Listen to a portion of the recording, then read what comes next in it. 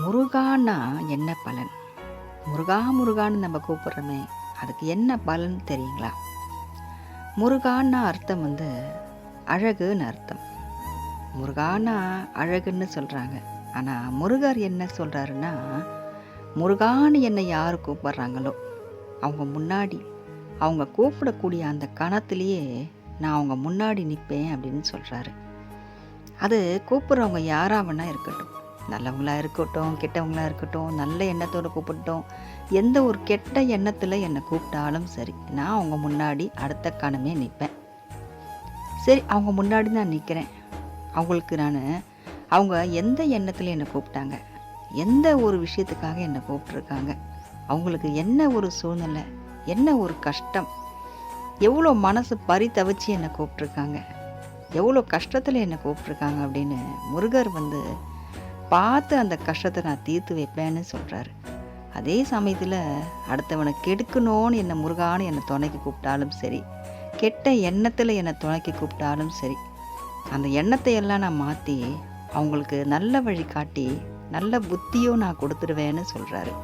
அந்த முருகான்னு நம்ம கூப்பிட்றதுக்கு அவ்வளோ ஒரு பலன் நமக்கு கிடைக்கும். நம்மளே நம்ம நல்லவங்களாக தான் நம்ம நினச்சிட்ருப்போம். ஆனால் சில சமயத்தில் நமக்கு வர கோபமும் நமக்கே அறியாமல் அடுத்தவங்களை நம்ம திட்டவும் செஞ்சுருவோம். அதுவும் ஒரு கெட்ட குணம் தான் இல்லையா? அதனால் முருகரை நம்ம கூப்பிடும் போது, முருகான்னு நம்ம வணங்கும் போது நமக்கு இருக்க அந்த கெட்ட குணங்களும் நம்மளை விட்டு போயிடும்னு சொல்கிறாரு முருகர் தந்தை. அதனால் நம்ம இன்றைக்கி முருகா முருகான்னு கூப்பிட்டுட்ருக்கோம், முருகனை நம்ம வணங்கிட்டுருக்கோம். முருகர் நமக்கு ஒரு அம்மா மாதிரிங்க. குழந்தை அம்மா கிட்ட போகிற வரைக்கும் தான் அது எப்படியோ இருக்கும்.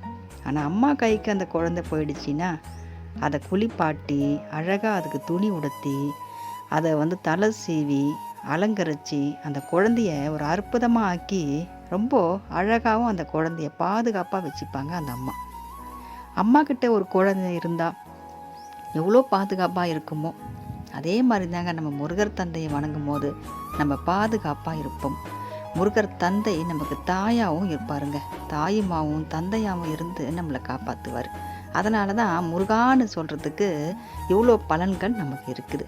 அதனால் நம்ம முருகா முருகான்னு அனுதினமும் சொல்வோம். முருகர் தந்தையோட ஆசீர்வாதம் நம்ம பெற்று வாழ்க்கையில் நம்ம சீரும் சிறப்புமாய் வாழ்வோம். வெற்றிவேல் முருகனுக்கு அரோகரா.